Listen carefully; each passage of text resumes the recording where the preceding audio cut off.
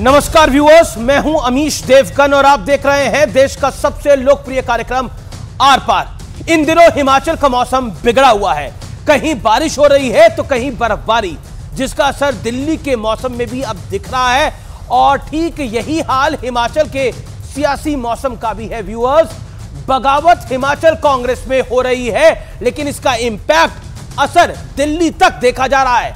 हिमाचल प्रदेश में कांग्रेस एक राज्यसभा सीट जीतने का सुंदर सपना देख रही थी और उसके पास 40 विधायकों का समर्थन भी था, लेकिन इसके बावजूद कांग्रेस का यह सुंदर सपना टूट गया। उल्टे सरकार पर संकट के बादल छा गए हैं। हालात यह है कि कांग्रेस की सुक्खू सरकार के दिग्गज मंत्री और हिमाचल के पूर्व सीएम स्वर्गीय वीरभद्र सिंह के सुपुत्र विक्रमादित्य सिंह खुलकर अपनी सरकार पर इस समय गंभीर सवाल उठा रहे हैं। यहां तक कह रहे हैं कि इस सरकार ने मेरे पूज्य पिताजी के नाम पर 2 गज जमीन नहीं दी, और ये बोलते हुए वो रो पड़े। तो दूसरी ओर बीजेपी कह रही है कि हिमाचल की कांग्रेस सरकार अब चंद दिनों की मेहमान है। ये हिमाचल का हाल है, लेकिन जिस कर्नाटक में कांग्रेस जीती वहां पर भी बवाल है।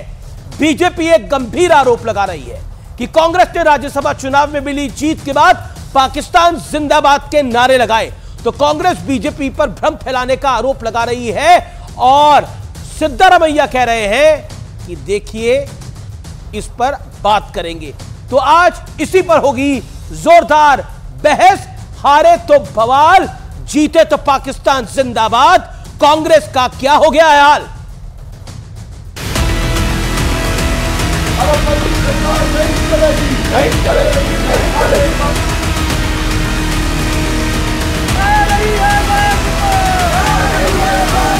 मैं अपने पद से अपना इस्तीफा मुख्यमंत्री जी को सौंप रहा हूं।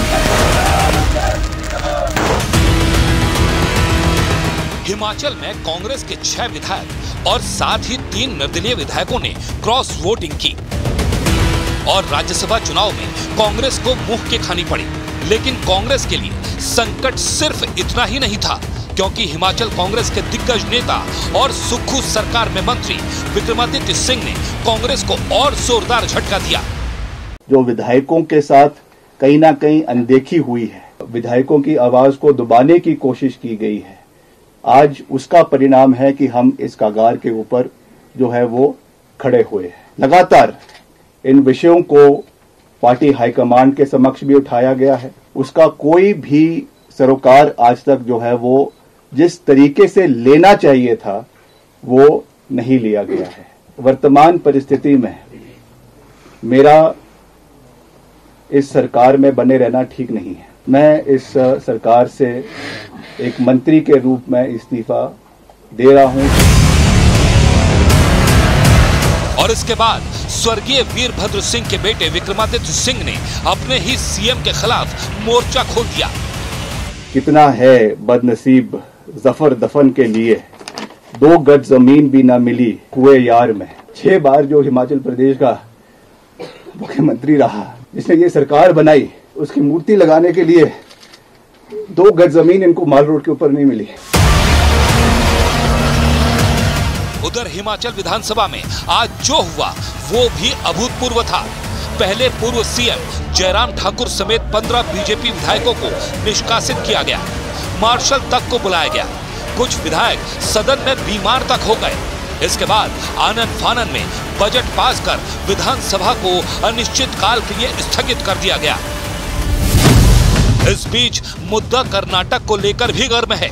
बीजेपी आरोप लगा रही है कि राज्यसभा चुनाव में कांग्रेस के नासिर हुसैन की जीत के बाद पाकिस्तान जिंदाबाद के नारे लगे। हालांकि कांग्रेस इसे नकार रही है। भारत का लोकतंत्र जीतता है तो ऐसा क्यों है कि कांग्रेस को पाकिस्तान की याद आ जाती है? कांग्रेस के डीएनए में आज पाकिस्तान है। Report to the FSL. If report comes and it is true that somebody has made a slogan that Pakistan Jindabad, such person will be punished seriously. तो आज इसी मुद्दे पर होगी देश की सबसे बड़ी बहस। हारे तो बवाल, जीते तो पाकिस्तान जिंदाबाद। सोचिए